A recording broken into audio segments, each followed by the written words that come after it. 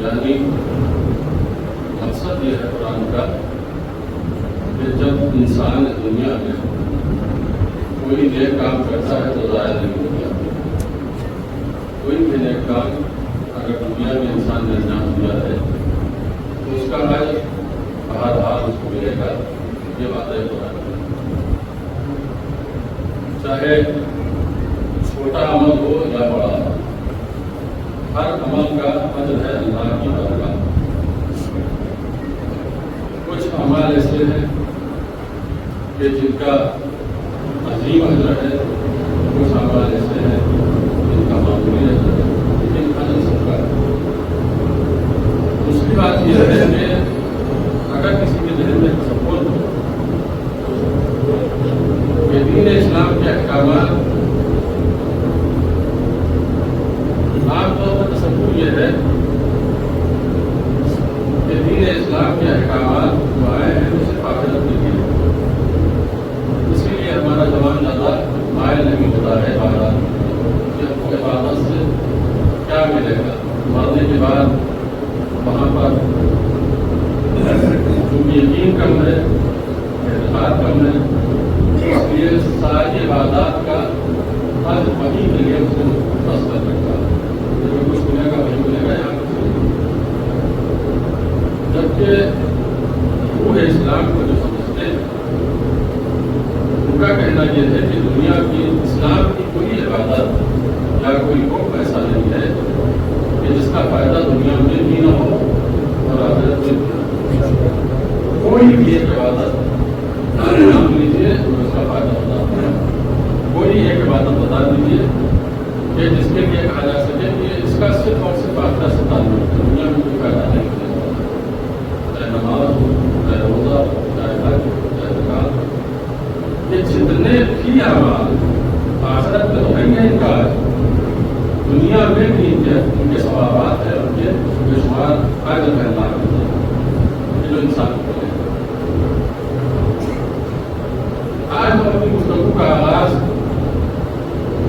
اس جملے سے کر رہے ہیں اور یہی میرا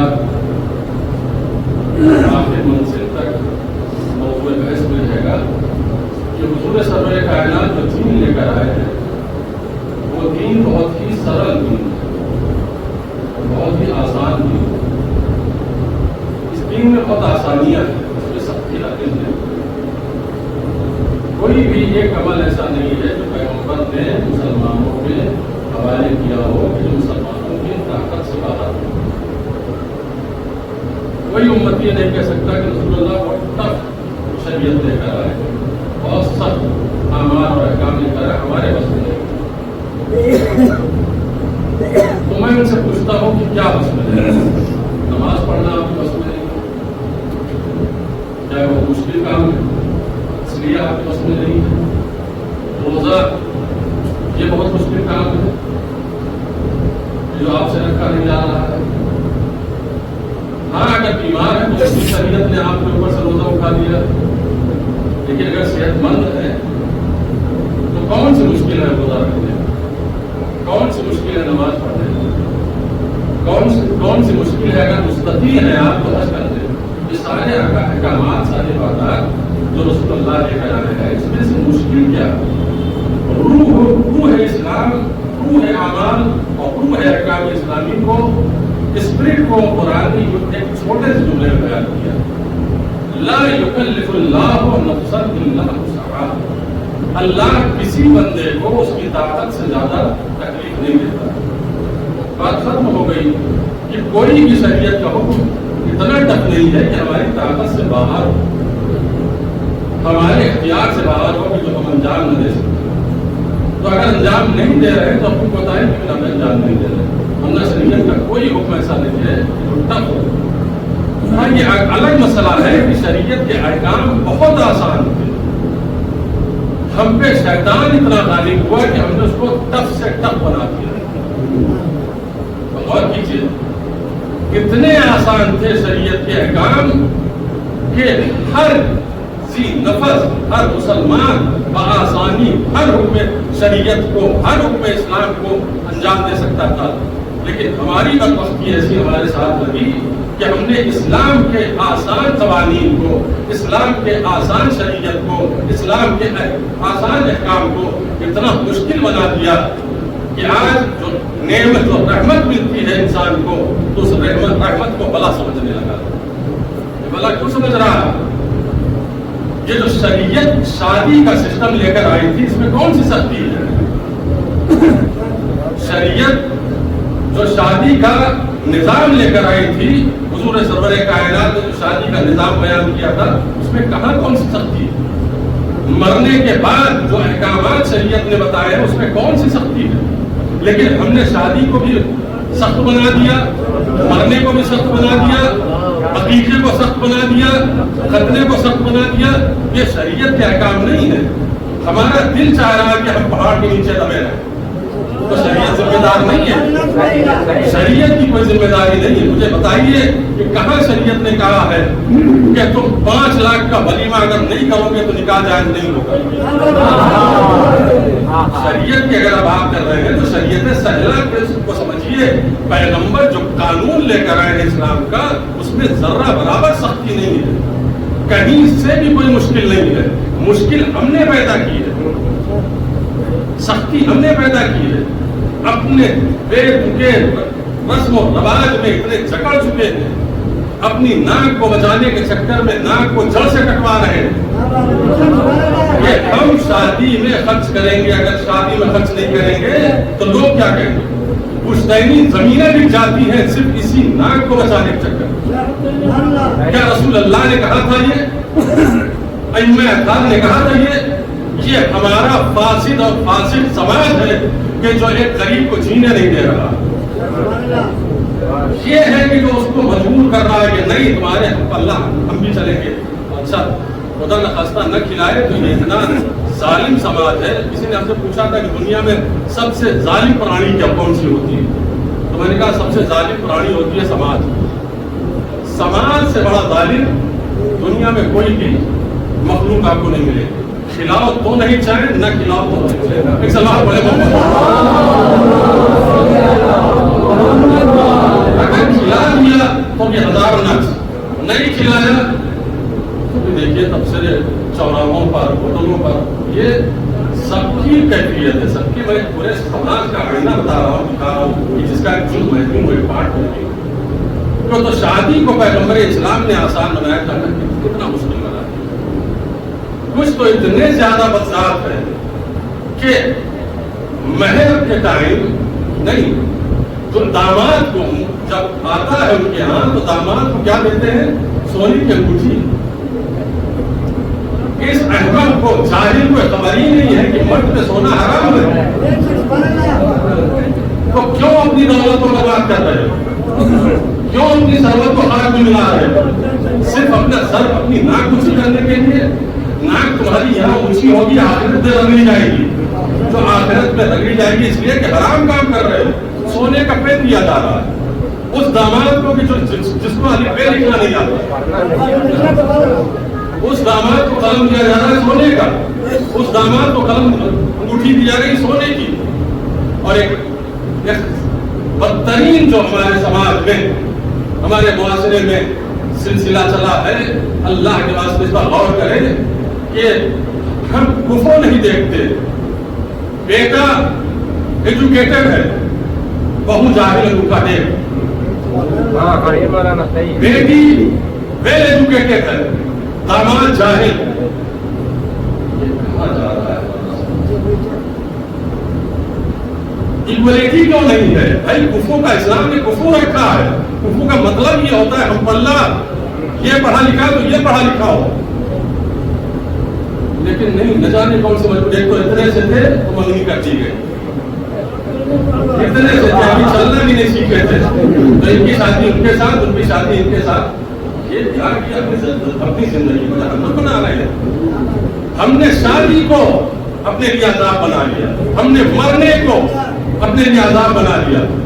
5 اسٹار کے ہوٹل کے کھانوں کی طرح کھانے کھلائے جاتے ہیں شادیوں میں، اس میں مرنے میں ولیمے کے طور پر اب جیجا فاتحہ ہو رہا. اور آپ یقین جانی ہے، مجھے کراہت ہوتی ہے جب کوئی کیسے کارڈ آتا ہے، بلاوا آتا ہے کہ آئیے گا فلاں جگہ تاریخ مجلس ہے، نیچے کی باتیں میں عمدن نہیں جاتا ہوں.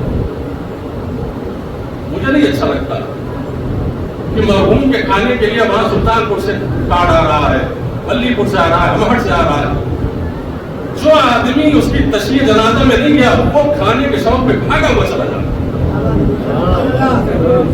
تشییع جنازہ میں جاؤ، اس کا ثواب ہے، یہ پلاؤ کھانے کا ثواب تھوڑی ہے. یہ اپنا اپنا مزاج ہے. میں اپنی بات کر رہا ہوں، میں کسی کا ذمہ دار ہوں، میں نہیں جاتا ہوں اور نہ میں جاؤں گا کسی کے یہاں کا بلاوا آیا کہ آئیے آپ کیجیے گا کھانا کھانے اور فاتحہ کا کھانا کھانے. نہیں جائے. کتنے ایسے ایجوکیٹڈ گاؤں ہیں جنہوں نے طے کر لیا بیٹھ کر میٹنگ کر کے کہ بھیا مرحومین کا کھانا بند.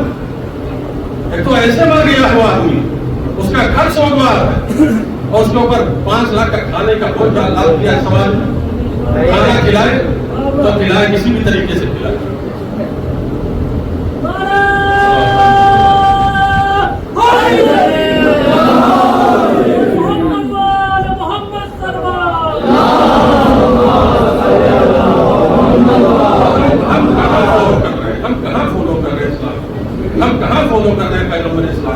پیغمبر تو اتنی آسان شریعت لے کر آئے تھے کہ فرمایا تھا کہ مردہ جب مر جائے تو دیکھیے ثواب سب بیان کیے. کس چیز کے ثواب بیان کیے؟ اگر تم نے تشییع جنازہ میں شرکت کی تو تمہارے گناہ دھل جائیں گے. نماز میں اس کے مردے کی نماز میں شرکت کی تو تمہیں اللہ پورے صراط سے آسانی سے اتار دے گا. کہیں پیغمبر نے نہیں فرمایا مردے کا کھانا کھاؤ گے تو جنت میں جائے گا. وہ زیادہ واجب ہو گیا، یہ مجھ سے کچھ چلا گیا. تو اہم اور مہم کو سمجھے ہم. یہ جو غیر ضروری چیزیں ہیں شریعت نے ان چیزوں کی کہیں پہ کوئی تذکرہ نہیں کیا، لیکن ہم ہیں کہ مرے جا رہے ہیں اور اب منگنی میں سبزی چل رہی ہے.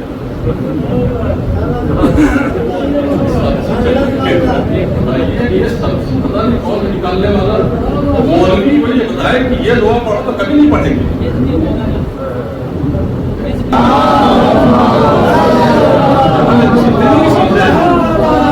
جتنی چیزیں شادی میں ہو رہی ہیں، جتنی چیزیں منگنی میں ہو رہی ہیں وہ ختم ہونا چاہیے،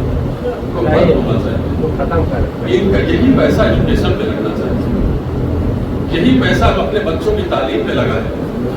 غفلت نہ کرے کہ محرم آ گیا تو یہ ہمارے ساتھ یہ بھی 10 بجے دن تک سوئیں. نہیں، تم اٹھ جاؤ، تو بیدار کر کے اسکول میں. یہ ذمہ دار ہے جس کے لیے مولا امیر المومنین نے فرمایا ہے کہ اگر سوال پڑے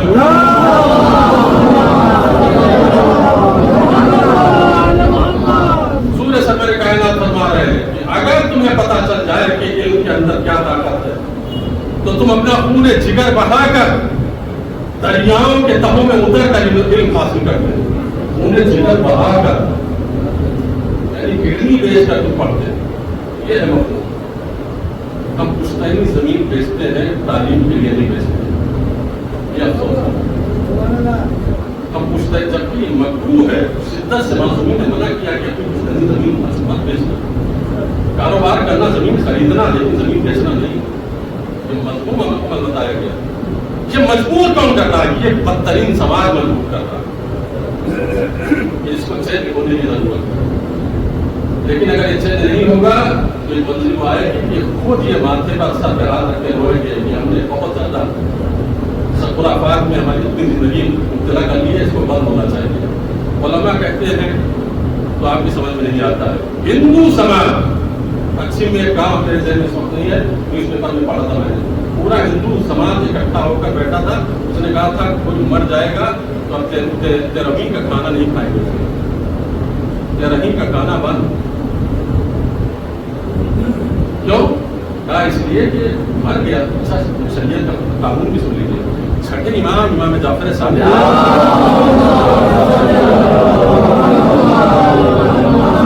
نے فرمایا کہ اہل مصیبت کے یہاں کھانا کھانا مکروہ ہے. اہل مصیبت کے یہاں کھانا کھانا مکروہ ہے. تو یہ دونوں طرف سے ہونا چاہیے، ضروری ہے. اگر ایک طرفہ ہوگا کہ کچھ لوگ کہیں کہ بند ہو جانا چاہیے اور کچھ لوگ کہیں کہ نہیں بھائی ہم کھلائیں گے، تو یہ کبھی نہیں بند ہوگا. ضد نہ پکڑیے.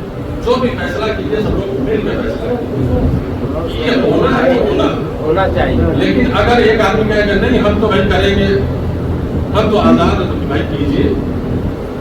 جس طریقے سے کبھی بھی سماج نہیں سدھر سکتا ہے شریعت کا، ہم یہاں سے بات اپنی شروع کیے تھے کہ پیغمبر جو شریعت لائے بہت آسان شریعت، بے پناہ آسان شریعت۔ میں ایک مثالیں دیتا چلوں گا، آپ حیران رہ جائیں کہ کتنی آسان شریعت اللہ لائے تھے اور ہم نے کیا سے کیا۔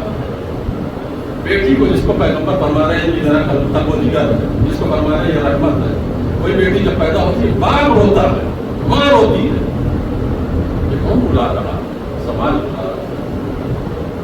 پتا ہے کہ یہ 10 لاکھ 20 لاکھ کا معاملہ ہوگا بھی پیدا ہو گئی، جبکہ اگر اسلامی طریقے سے شادی کی جاتی تو کچھ خرچہ نہیں ہوتا، اسلامی طریقے سے اگر مردے کے مراسم انجام کیے جاتے تو کوئی خرچہ نہیں تھا، لیکن ہم نے سب کچھ چھوڑ دیا، اپنی من پسند کا کام کرنا شروع کر دیا۔ نام نمود کے پیچھے کتنا پاگل ہو گئے، دیوانہ ہو گئے کہ ہم اپنے نام کو بلند کرنا چاہتے ہیں، شریعت کے احکام کو پیچھے چھوڑ دیتے ہیں۔ سوال کرتا ہوں،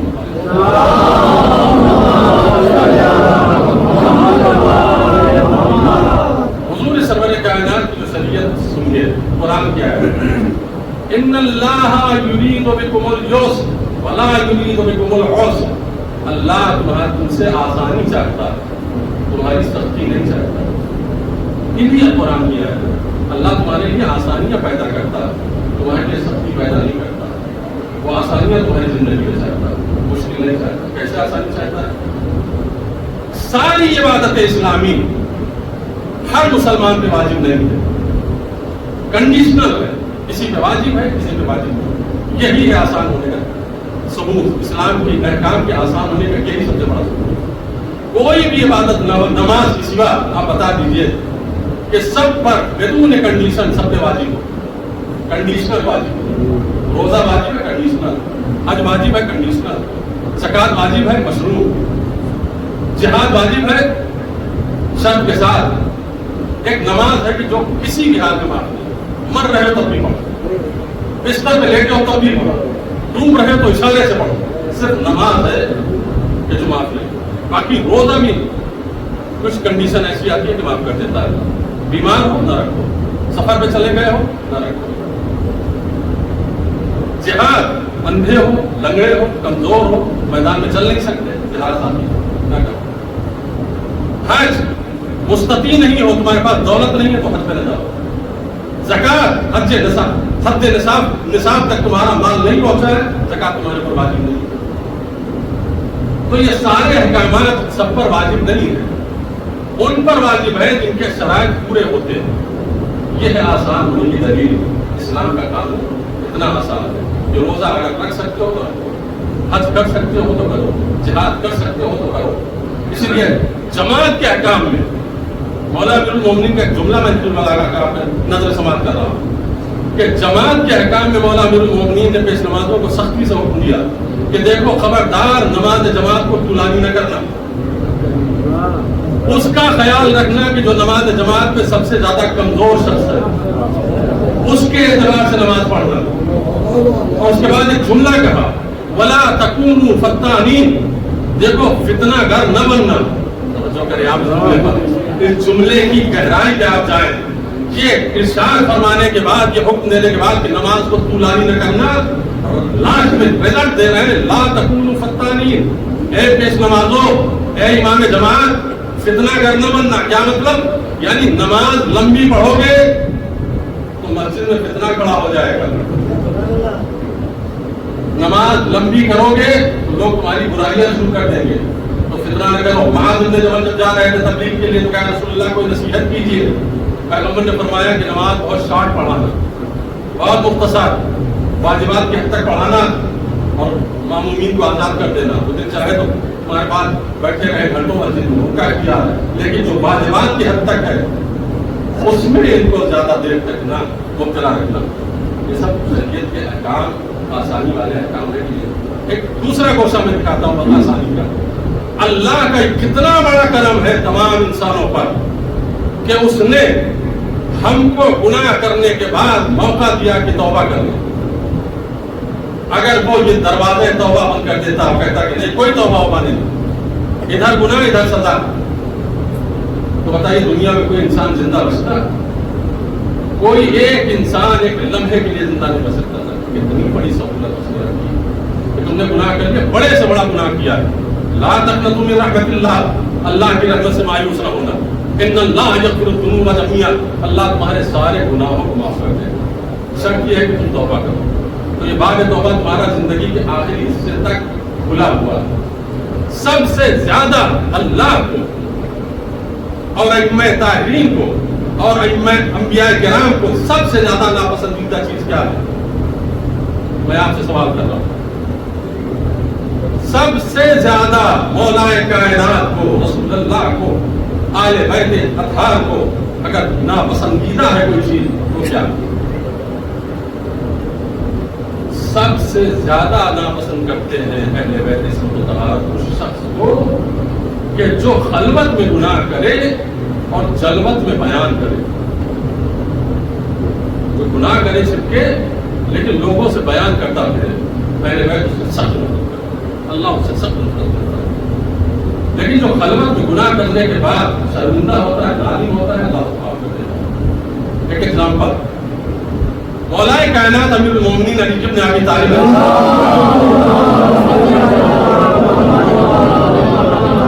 کے پاس ایک شخص آیا، عفت کا مسئلہ ہے، پاک دامنی کا مسئلہ ہے. وہ گناہ کے جو پاک دامنی کے خلاف وہ کر گیا، یا علی سزا دیجیے. مولا نے فرمایا کہ کیا ہو گیا تجھ سے؟ کہا ایسا ایسا گناہ ہو گیا. مولا نے فرمایا شاید تم نے شادی نہیں کی اس لیے ایسا گناہ ہو گیا. کوئی بات نہیں، جاؤ جاؤ چلے جاؤ. نہیں یاری شادی کی ہے. کہا جاؤ بیٹھے جاؤ. چلا گیا. اس کے بعد پھر آیا، کہا یاری مجھے سزا دیجیے. کہا شادی کی ہے لیکن ٹھیک ہے، شاید تمہاری زوجہ اس وقت وطن میں نہیں تھی، سفر میں تھی. کہا نہیں وطن میں تھی. کہا جاؤ. پھر چلا گیا. پھر تیسری مرتبہ آئی. پھر کوئی ایک راستہ بتا رہے مولا کائنات اس کو کہ بچہ ہے توبہ کرنے چلا جائے. لیکن پھر وہ اقرار کروا رہا. 3 مرتبہ امام کے سامنے کوئی اقرار کرنے تو واجب ہو جاتا ہے حد شدیدہ نہیں. امام نے اس کو سزا دی. سزا دینے کے بعد جو طلائی جملہ آگے ضرب سے لکھا جانے کے لائق جملہ ہے جو امیر المومنین نے سزا دینے کے بعد فرمایا ہے، وہ میں آپ کی حدیث سماعت کرتا ہوں. فرمایا ما اقبح منکم بالرجل، کتنے گندے لوگ ہیں، کتنے برے لوگ ہیں کہ یاتی من هذه الفواحش ویفضح نفسہ، کہ جو جل خلوت میں گناہ کرتے ہیں اور آ کر مجمع عام میں اعلان کر کے خود کو رسوا کرتے ہیں. کتنے بدترین لوگ ہیں، یہ کتنے برے لوگ ہیں کہ جو تنہائی میں گناہ کیا کر لیا ٹھیک ہے ختم کرو، کسی سے ذکر کرنے کی ضرورت نہیں. تم نے آ کے مجمع عام میں اپنے آپ کو ذلیل کیوں کیا؟ مجھے بڑا افسوس ہے اس انسان سے. تو کسی نے پوچھا کہ علی بھی اس کو کرنا کیا چاہیے تھا؟ اس سے خوبصورت جملہ فرمایا، فرمایا افلا تابا فی بیتہ. ارے کیا غضب آ جاتا، کیا آفت آ جاتی اگر گھر میں بیٹھ کر یہ توبہ کر لیتا، گھر میں بیٹھ کر اللہ سے توبہ کر لیتا. اگر یہ توبہ کرتا تو واللہ لتوبتہ فیما بینہ وبین اللہ افضل من اقامتی علیہ الحد. یہ ہے نتیجے کا. خدا کی قسم اگر اپنے گھر میں بیٹھ کر اپنے گناہوں سے توبہ کر لیتا تو میری نظر میں بہتر تھا کہ میں اس کے اوپر سزا کا جو کوڑا مارا ہے کہ میرا کوڑا مارنا بہتر ہوتا اس توبہ سے. وہ توبہ بہتر ہوتی اس کوڑے سے. میری سزا نہ پاتا، میرے ہاتھوں سے مارا نہ جاتا، کہیں بہتر تھا اگر گھر میں بیٹھ کے توبہ کر لیتا. امیر المومنین بتا رہے ہیں کہ گناہ کرو تو جری نہ بنو، بیان کرتے ہوئے نہ پھر ان لوگوں سے بتاؤ نہیں تم نے وہ فلم نہیں دیکھی ماشاء اللہ کتنی اچھی فلم. یہ جو ہے جرات ہے گناہ، ایسے لوگوں کو اللہ معاف نہیں کرتا جو گناہ کرنے کے بعد نادم ہوتے ہیں، پشیمان ہوتے ہیں. کیا یہ آسانیاں ہیں جو شریعت کی جو میں آپ کی خدمت میں پیش کر رہا ہوں. معصوم نے فرمایا کہ توبہ کا گناہ دروازہ تمہارے لیے کھلا ہوا ہے. توبہ گناہ کیا خلوت میں بیٹھو، اللہ سے راز و نیاز کرو، اپنا معاملہ صرف اللہ کے درمیان رکھو، اللہ تمہیں معاف کرتا ہے. جب اس کے بندے اتنے کریم ہیں، سید الشہداء جن کا محرم منا رہے ہیں نا، ان کے بندے اتنے کریم ہیں.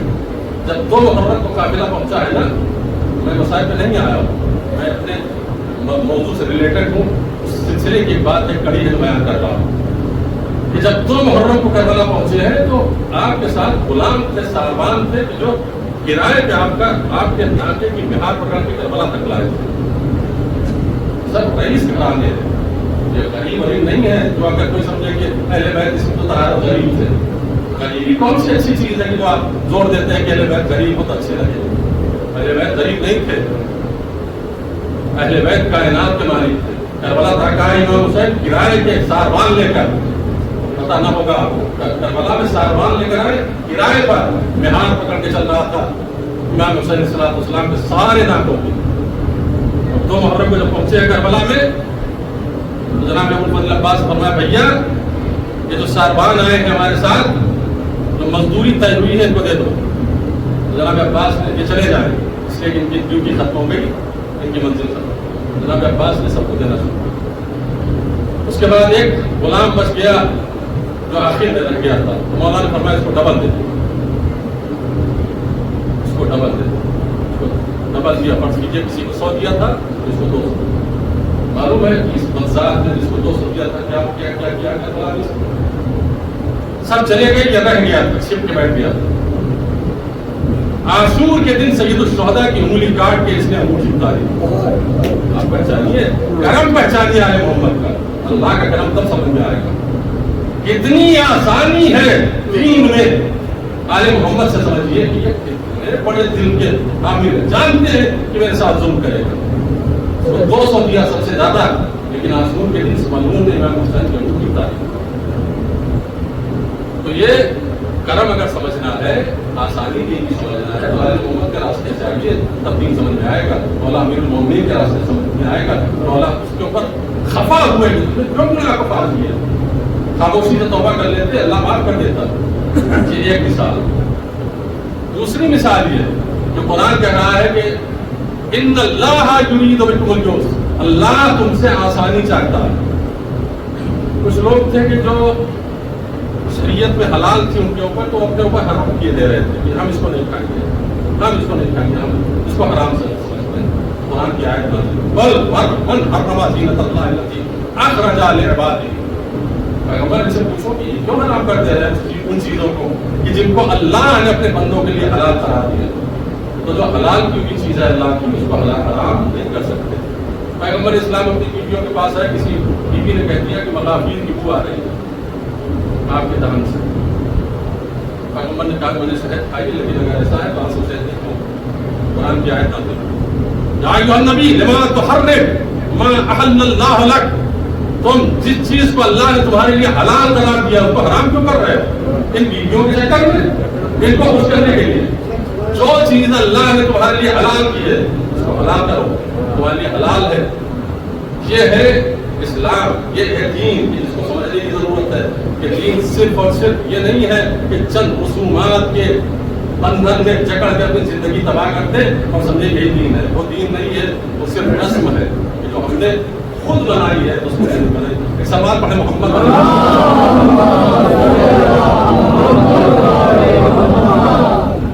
یہ وہ کریم گھرانہ ہے. کبھی اس بات کہہ چکا ہوں لیکن پھر کہہ رہا ہوں کہ جب مولا کائنات کے پاس آیا عبداللہ ابن زبیر اور آنے کے بعد کہا کہ یا علی میرے باپ مر گئے اور آپ کے والد کا بھی انتقال ہو گیا. میں آج اپنے باپ کے حساب کتاب کی کاپی اور ڈائری چیک کر رہا تھا. اس ڈائری میں نے دیکھا کہ آپ کے والد نے 80,000 درہم ہمارے والد سے قرض لیا تھا، یعنی وہ قرضہ دے دی تھی. تو مولا کائنات نے اس کی ڈائری بھی نہیں دیکھی. فرمایا کہ تمہارے باپ زبیر نے لکھا ہے تو صحیح لکھا ہو، اس لیے کہ زبیر چھوٹا نہیں تھا. اللہ یہیں پہ روکنا چاہتا ہوں میں آپ کو. امیر المومنین کس کو سچا کہہ رہے ہیں، کس کو سچائی کی سند دے رہے ہیں. زبیر کو کہنے سچا ہے، وہ جھوٹ بات نہیں لکھ سکتا. زبیر کون ہے؟ جنگ جمل میں علی سے لڑنے آیا. علی سچا کیوں کہہ رہے ہیں؟ یہ ہم کو اور آپ کو درس دے رہے ہیں. تمہارا دشمن کتنا بھی بدتر ہو، جو اس کی صفت ہو اس کو نہ سکھاؤ. ہو سکتا ہے کوئی تمہارا دشمن ہو لیکن سچ بولتا ہو سچا. ہو سکتا ہے تمہارا کوئی دشمن ہو لیکن غیبت نہیں کرتا تو کہو غیبت نہیں کرتا. ہو سکتا ہے کوئی تمہارا دشمن ہو لیکن نماز نہیں چھوڑتا تو کہو نماز ہے. مولا کائنات ہی پیغام دے رہے ہیں. فرماتے ہیں کہ عبداللہ تمہارے باپ نے اگر لکھا ہے تو صحیح لکھا ہے. وقت دیا غلام کو لاؤ 80,000 دینار، 80,000 دینار لا کے دیا گیا. بولے کہ چلا گیا، دوسرے دن پھر بھاگا ہوا کہ یعنی غلطی ہو گئی. کیا ہوا؟ کیا وہ حساب دیکھنے میں ذرا چوک ہو گئی. اصل میں بات یہ تھی کہ ڈائری کو غور سے میں نے پڑھا تو میں نے دیکھا کہ میرے والد نے آپ کے والد سے 80,000 دیا تھا اور انہیں غلط آپ سے مطالبہ کر لیا. تو مولا کائنات کا اتنا سنے، فرمایا والد تو کافی ہے، جاؤ تمہارے باپ کو معاف کیا. ایسے قریب کہاں ملیں گے آپ کو؟ فخر کیجئے کہ 14 معصومین آپ کے رہنما ہیں. فرض کیجئے کہ ایسے رہنما، ایسے لیڈر ہیں آپ کے پاس کہ جن کا نام لیتے ہوئے دنیا کے کسی منزل پر شرمندگی نہیں ہوتی. اقدار انسانی کے اس قلعہ کمال میں پہنچے ہوئے ہیں کہ جہاں تک دائرہ انسانی کے دائرہ ذہن کی پرواز بھی نہیں ہو سکتی ہے. امیر المومنین نے کیا فرمایا؟ والد کا فی حل، تیرے باپ کو معاف کیا. یعنی 80,000 درہم کیا ہوگا؟ تو فرمایا والذی قبضتہ فہو لک، یہ 80,000 جو لے کر آیا ہے یہ بھی تیرا ہے. وہ 80,000 جو تیرے باپ نے لیا تھا وہ تو معاف کیا ہی، جو واپس لے کر میرا پیسہ آیا ہے یہ بھی معاف کیا. اور اس کے بعد یہ جملہ فرمایا ہم اہل بیت عصمت و طہارت جو دیتے ہیں وہ واپس دیں گے. سوال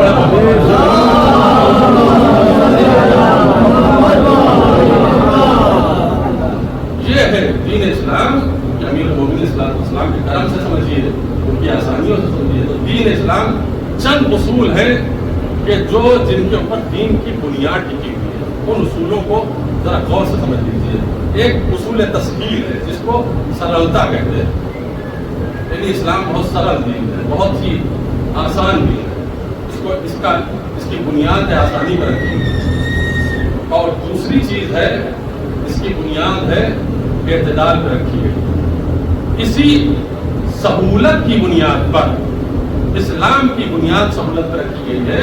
تو مولا نے تمام گارجین اور تمام پیرنٹس کو حکم دیا ہے لا تقصروا اولادکم علی آدابکم فانہم مخلوقون لزمان غیر زمانکم. دیکھو خبردار تم اپنے بچوں پر اپنے زمانے کی چیزوں کو نہ تھوپنا. آپ اور کیجئے، انداز تربیت سیکھیے امیر المومنین سے. اسلام جو سہولت کی بات کر رہا ہے، سہولت کو سمجھیے، صرف اسلام کے حد تک نہیں، تربیت کے باب میں امیر المومنین رہنمائی کر رہے ہیں. تمام باپ کو، والدین کو حکم دے رہے ہیں اپنے زمانے کی چیزوں کو اپنے بچوں کے اوپر نہ لادنا، نہ تھوپنا. کیوں؟ اس لیے کہ لِأَنَّكُمْ مَخْلُوقُونَ، تم دوسرے زمانے کی مخلوق تھے، یہ دوسرے زمانے کی مخلوق تھے. یہ اگر گھر بنانے کے بعد الیکٹریشین کو لے کر آئے کہ بجلی کی وائرنگ ہوگی تو سامنے کمر پہ ہاتھ رکھ کے کھڑے نہ ہو جانا کہ صاحب دادے کیا کر رہے ہیں. ہمارے دادا لائف ٹائم کی زندگی گزار کے چلے گئے، ہمارے پر دادا میں کنوسنی میں زندگی گزار کے چلے گئے، ہم موم بتی میں ساری زندگی جیتے رہے. ایسا نہ کرو. آداب زندگی میں کبھی بچوں کے اوپر فورس نہ کرنا، اس لیے کہ ان کا زمانہ الگ تھا، ہمارا زمانہ الگ ہے، سب کی پسند الگ ہے. ہو سکتا ہے تمہیں کرتا پائجامہ پہننا پسند ہو، تمہارے بچے کو پسند ہو. تو یہ نہ کہو کہ نہیں جو میں پہنتا ہوں وہی تم پہنو. تمہیں ہو سکتا ہے سادہ لباس پسند ہو، تمہارے بچے کو رنگین پسند ہو. تو اب سادگی کے لیے مجبور نہ کرو. اس لیے کہ اگر آداب کے اعتبار سے زندگی گزارنی ہوگی تو اب ہم لوگ جتنے لوگ پکے مکان میں رہتے ہیں وہ گناہ کر رہے ہیں. اس لیے کہ پکے مکان میں نہ علی مرتضیٰ رہے، نہ حسن مصطفیٰ رہے، نہ امام حسین رہے، نہ امام زین العابدین رہے. تو یہ سب گناہ ہو گیا. کیا نہیں، یہ آداب زندگی ہے. یہ زمانے کے اعتبار سے بدلتے رہتے ہیں. کل کا فیشن کچھ اور تھا، آج کچھ اور ہے، کل کچھ اور ہوگا. کل کی لائف اسٹائل کچھ اور تھی، آج کچھ اور ہے، کل کچھ اور ہوگی. تو آداب زندگی میں بچوں کے اوپر فشار نہ ڈالنا. وہ اپنے اعتبار سے اپنی زندگی گزارے، وہ اپنے اعتبار سے جیے. لیکن اصول زندگی میں کمپرومائز نہ کرنا. آداب زندگی الگ ہے، اصول زندگی الگ ہے. آداب زندگی ہے لباس، آداب زندگی ہے سواری، آداب زندگی ہے گھر، آداب زندگی ہے رہن سہن. لیکن اصول زندگی کیا ہے؟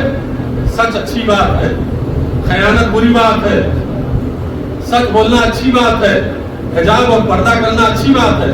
अब कोई बेटी आपसे कहे कि अरे ये दकियानूसी बात है, पर्दा वर्दा क्या, ये पुरानी बात है, कल पर्दा था आज पर्दा नहीं है। नहीं, ये आदाब इस्लामी नहीं है, ये उसूल है इस्लामी।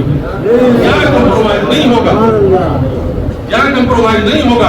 अगर आपका बेटा कहे अरे अब्बा कहाँ आप दकियानूसी बात कर रहे हैं, सच मत कौन बोलता है, और सच्चे लोग तो बेवकूफ समझे जाते हैं, छोड़िए सच बात। नहीं, उसे कहो नहीं बेटा आप उसूल है इस्लाम क़यामत तक नहीं बदलेंगे। सच कल भी अच्छा था, आज भी अच्छा है, क़यामत तक अच्छा है।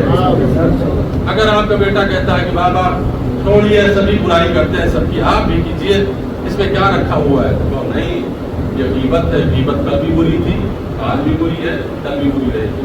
क्यों? इसलिए कि ये उसूल जिंदगी है, उसूल जिंदगी चेंज नहीं मालूम किस हद तक हमारा मैसेज पहुंच रहा है, इसलिए बहुत खामोशी तारी हो गई है। बुलंद आवाज से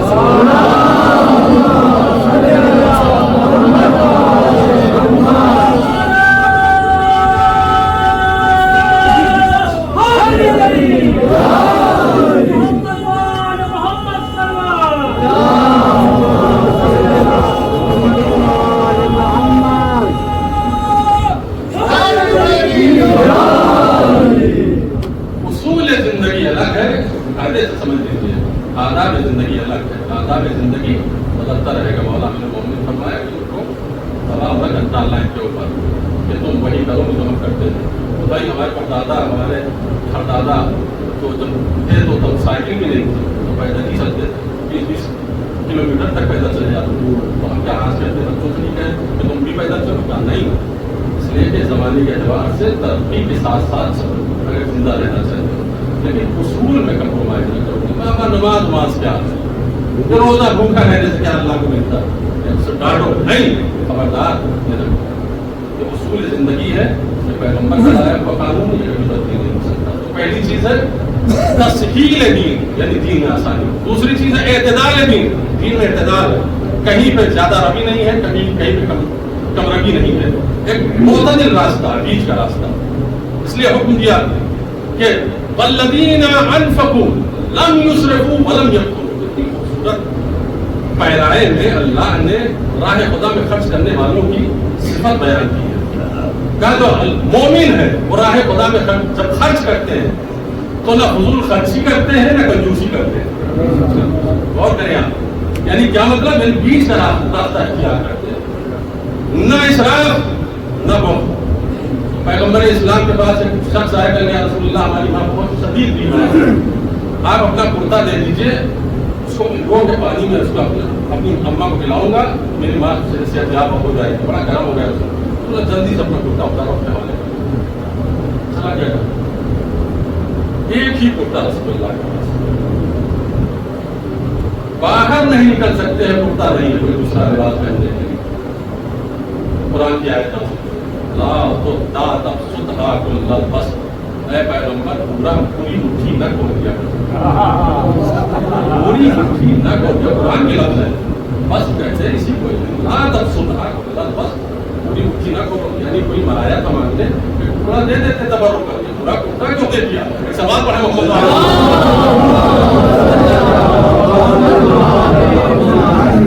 ये एतदाल जिंदगी के हर गोशे में हमारे काम आता है और उनको फायदा पहुंचाता है। अगर बेरारवी की जिंदगी हुई तो हम बर्बाद हो जाएंगे। जरा सा अगर पैसा आया और हद एतदाल से ज्यादा हमने खर्च करना शुरू किया तो समझ जाइए कि हमारी तबाही की घंटी बन रही है। इसलिए कि पैगंबर इस्लाम ने फरमाया कि जो क़नाअत के साथ जिएगा, जो फजूल खर्ची नहीं करेगा, वही इज्जत की जिंदगी गुजारेगा, और जो फजूल खर्ची करने लगेगा वो जलील होने वाला है, वो जरूर जलील होगा। इसलिए कि मौला अमीरुल मोमिनीन ने फरमाया कि जिसको फजूल खर्ची खुश करती है गरीबी उसे रुलाती है। सलवार पढ़ दे मोहम्मद,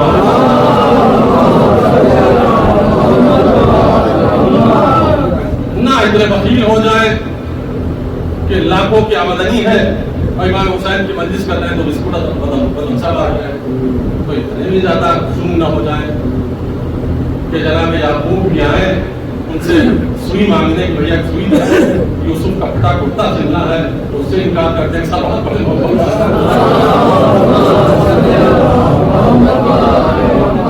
نہ بہت زیادہ حاکم طائی بنے اور نہ بہت زیادہ وکیل بنے، بیچ کا راستہ ہے جو زندہ رکھتا ہے زندگی کے ہر مرحلے میں۔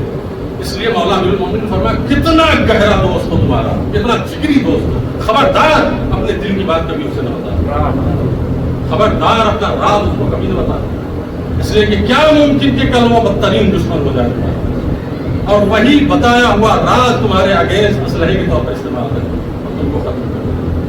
ایک عالم دین ہے ایران کے کہہ رہے تھے کہ ہمارے پاس ایک جوان ہے، قبلہ ہم بہت پریشان، ہماری زندگی ٹوٹ رہی، بچا لیجیے، ہم کر رہے ہیں۔ کیا ہوا؟ کل 6 مہینے ہوئے شادی کو، بہت ہی زیادہ مسرت کے ساتھ، بہت ہی زیادہ اطمینان کے ساتھ ہماری زندگی چل رہی تھی۔ ابھی بات ہے کہ کل رات کو میری زوجہ مجھ سے کہہ رہی ہے کہ طلاق چاہیے۔ تو عالم دین ہوشیار تھے، ذہین تھے، انہوں نے کہا بھائی کوئی وجہ ہوگی، اس سے تو نہیں کوئی کہہ سکتا ہے کیا وجہ ہوئی کہ تمہاری بیوی اتنی متنفر ہو گئی جو طلاق مانگنے لگی۔ 6 مہینے تک تو بہت ہنسی خوشی تھے، جو بھی فرمان اور حکم دیتے تھے تمہارا انجام دیتی تھی، کیا بات ہو گئی؟ کہنے قبلہ ایک دن بہت خوش ہوا تو اپنا جتنا غبار دل تھا سب باہر نکالا، ماضی کا جتنا گناہ میں نے کیا تھا، دامنی کے خلاف، عصمت کے خلاف جو بھی عمل انجام دیے تھے، سب میں نے الف سے یہ تک، اس کو کہتے ہیں لہسن سے پیاز تک، فارسی مسالہ ہے۔ ایک سوال پڑھے محمد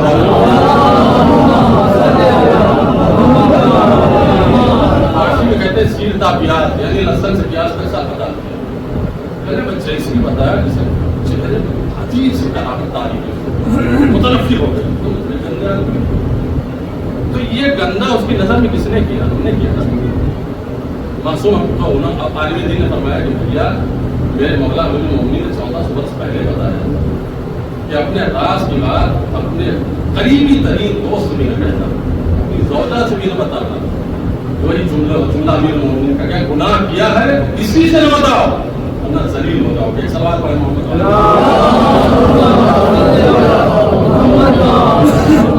اعتدال کا راستہ، یہ دوسرا راستہ ہے جو مستقبل کی عمارت ہے۔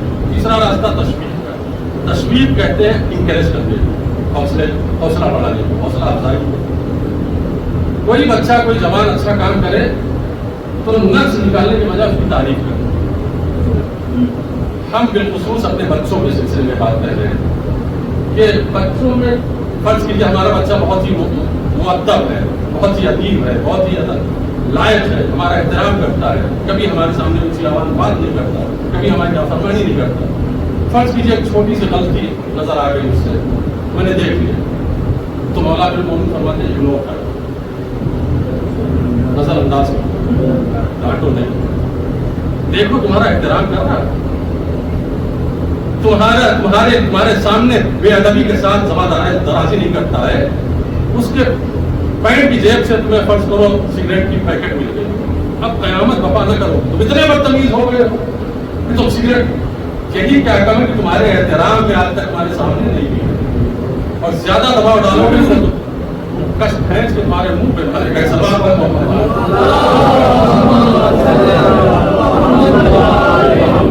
تشویق یا امیر المومنین کے جملے جو میں بتا رہا ہوں، اسلام تشویق کا نام ہے۔ جب کوئی عمل اچھا انجام دے تو تشویق کرو، انکریج کرو، شاباش تم نے اچھا کام کیا، تاکہ اس کا حوصلہ بلند ہو۔ ایک مثال دے دوں اسلام سے، مولا امیر المومنین کی بارگاہ میں چور لایا گیا، چور بھی پایا گیا، سزا دینے کے لیے آگے بڑھ رہے تھے مولا۔ ایک مرتبہ کسی نے کہا مولا یہ حافظ قرآن کی ہے، کہا قرآن حفظ کیا تم نے؟ کہا نہیں مولا پورا نہیں یاد، پورا نہیں یاد۔ کہا کتنا یاد؟ کہا سورہ بقرہ یاد، سورہ بقرہ پورا حفظ۔ مولا نے فرمایا احترام سورہ بقرہ میں تمہیں آزاد کرتا ہوں، انکریج سمجھیے آپ، حوصلہ افزائی سمجھیے، یعنی ایک طرف اچھائیاں اگر کسی کہیں پائی جا رہی ہیں، کہیں ذرا سی لفظ ہو گئی تو اس کو نظر انداز کریں۔ بالخصوص ہم اپنے بچوں کے سلسلے میں اس کا بہت خیال رکھیں، بہت دھیان دیں کہ تشویق کریں۔ یہاں تک بات آ گئی ہے، کچھ اور بھی اسلحے ہیں اسلام کی جن کو بیان کرتا، لیکن وہ نہ بیان کر کے اس سے زیادہ اہم ترین بات ہے جو میرے ذہن میں ہے، اس کو میں بیان کر کے مسائل کو منتقل کرنا چاہتا ہوں۔ میں اس مجلس کے ذریعے سے ایک میسج آپ کو آج دینا چاہتا ہوں کہ دنیا میں جتنا بھی بدترین گناہ آپ سے ہو جائے کبھی مایوس نہ ہو، چاہے جتنا بھی بدترین گناہ ہو جائے مایوس نہ ہونا، اللہ کی رحمت سے، آل محمد کے کرم سے، بس جری نہ ہونا، اللہ کی بارگاہ میں گر کے توبہ کر لینا، معاف ہو جائے۔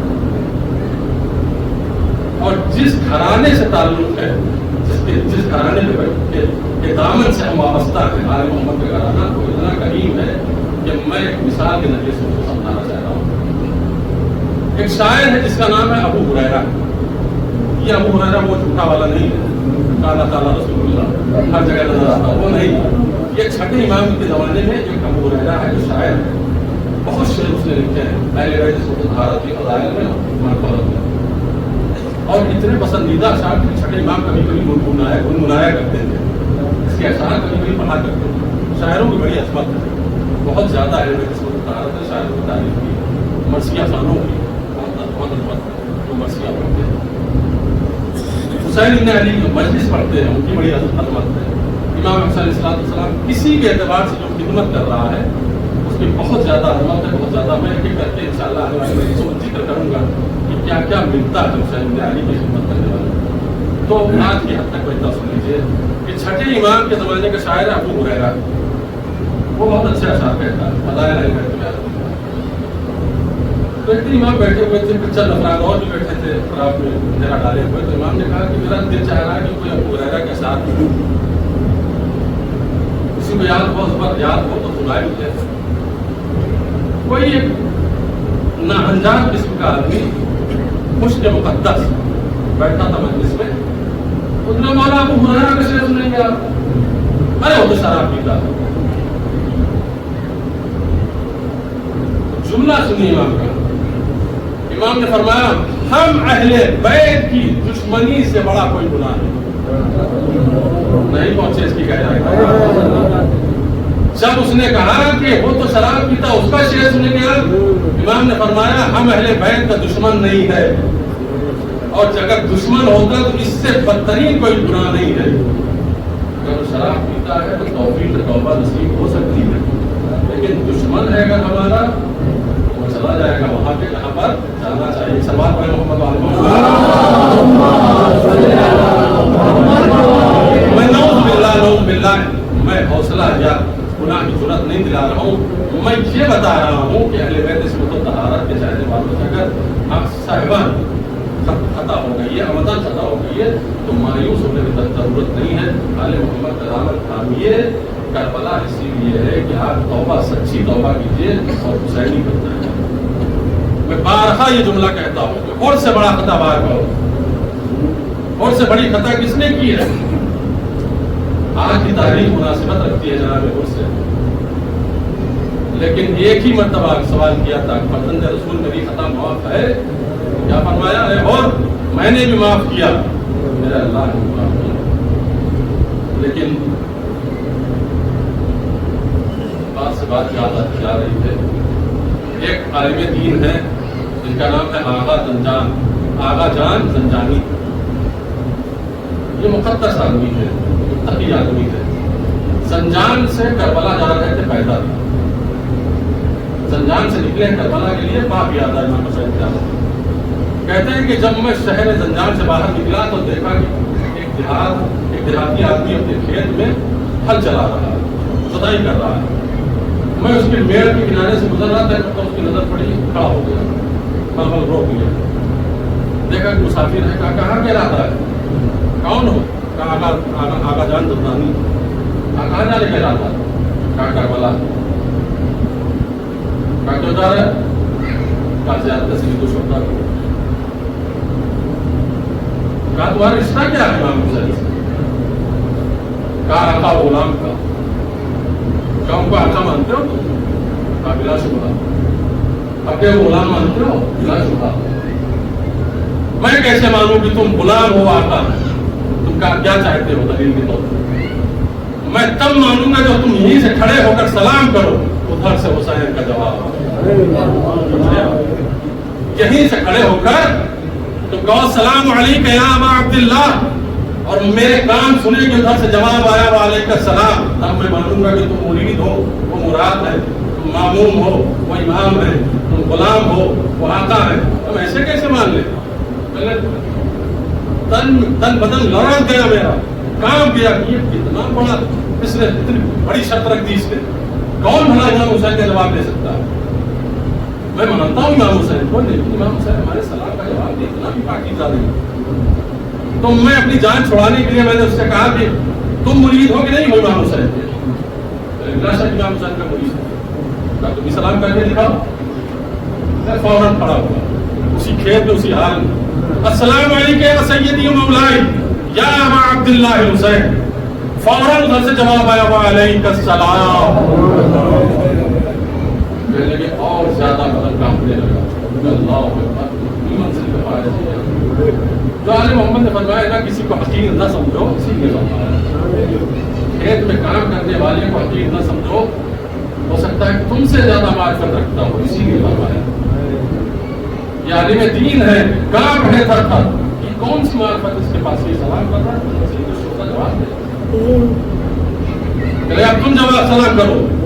کہلے کہ میں نے وضو کیا، 2 رکعت نماز پڑھی، ٹوٹے ہوئے دل کے ساتھ روتے ہوئے اپنے اللہ دعائیں کرتا ہوں کہ یہ میرے مولا عزت رکھیے گا، یہ میرے مولا میری عزت رکھیے گا. یہ دیہاتی اگر گھر واپس جائے گا تو مجھے رسوا کر دے گا. یہ مولوی لوگ کچھ نہیں ہوتے، یہ کچھ نہیں ہوتے، سارے صرف لباس پہنتے ہیں، ان کے پاس کچھ نہیں ہوتا. میرے مولا عزت رکھیے. یہ تمام دعائیں کرنے کے بعد میں نے کہا السلام علیکم یا ابا عبداللہ. حسین نے میری کی عزت رکھی. جواب آیا میری کی عزت رکھی. حسین کا جواب آیا وعلیکم السلام. اچھا ہم اور آپ سلام کرتے ہیں تو میرا تو سلام کا جواب آتا نہیں ہے. سلام پھر بھی کیجیے، آنکھ بند کیجیے اور محسوس کیجیے کہ حسین کے ذریعے کے پہلو میں کھڑے ہیں اور کہیے السلام علی الحسین وعلی علی ابن الحسین وعلی اولاد الحسین وعلی اصحاب الحسین. ابھی جواب نہیں آئے گا. کب جواب آئے گا معلوم ہے، بتاؤں. چھٹے امام نے فرمایا خدا کی قسم یہ روایت میں نے خود دیکھی اپنی آنکھوں سے، کتاب بہار الانوار میں چھٹے امام فرماتے ہیں میں تھک گیا ہوں، میں شرمندہ ہوں، استحییت، مجھے حیا آتی ہے، مجھے شرم آتی ہے. میں اتنے بار کہہ چکا ہوں یہ بات کہ مجھے شرم آنے لگی.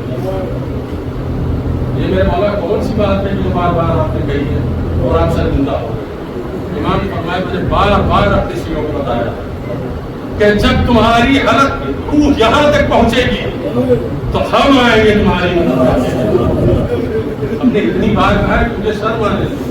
تو سلام ابھی کرو، جب مرنے کا وقت آئے گا تو حسین تمہارے سلام کرو. اس وقت حسین ابن علی آئیں گے اور جواب دیں گے. اس لیے کہ معصومین نے فرمایا ہے کہ جب ہمارا مرنے والا، ہمارا چاہنے والا مرتا ہے تو ہم اس کے پاس پہنچتے ہیں مدد کرنے کے لیے. پہلے بیت صورت و طہارت سے یہ دعا ہے کہ اے حسین محشر کے بھیڑ میں ہم کو فراموش نہ کرنا، اے حسین قبر کی تاریکی میں فراموش نہ کرنا. کیا میرے مولا یہ سب آپ کے چاہنے والے، آپ کے ماتمدار، آپ کو سلام کرنے والے، آپ پر مال قربان کرنے والے، آپ کی زیارت کے مشتاق بیٹھے ہیں. اے حسین وقت آخر جب نزا کا وقت ہوگا اپنی مدد کو آ جائے. قبر میں جب لٹائے جائیں تو مدد کو آنا، اس لیے کہ وہاں کوئی بھی اولاد کام نہیں آئے گی، مال کام نہیں آئے گا، اسباب کام نہیں آئیں گے. اے سید الشہداء کریم ابن کریم، ان غریب شیعوں کی مدد آپ کیجیے گا. محشر میں ہم کو تلاش کر لیجیے گا.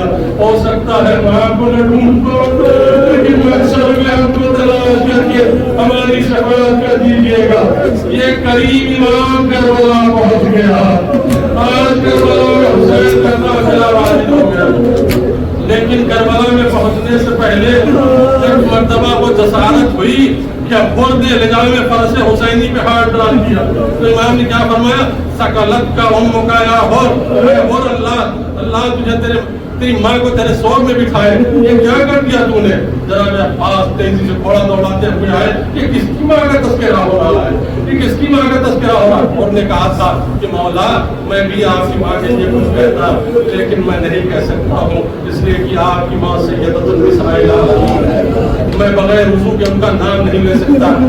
احترام اہل بیت کا کبھی نہ چھوڑیے گا، احترام جو کرتے ہیں وہی جنت پاتے ہیں، اور فاطمہ کے احترام کی وجہ سے جنت میں گیا۔ لوگ کھیل کر بول لے آیا میدان کربلا میں، حسین کا بڑھتا ہوا گھوڑا ایک مرتبہ ٹھہر گیا، امام نے پوچھنا شروع کیا کہ زمین کا کیا نام ہے، کسی نے کہا سبت فرات، کسی نے کہا نینوا، کسی نے کچھ نام بتایا، ایک مرتبہ کسی نے کہا ہاتھ ہی کر بنگ یہ میرے مولا یہ کر وہ بلا اس کو کہتے ہیں۔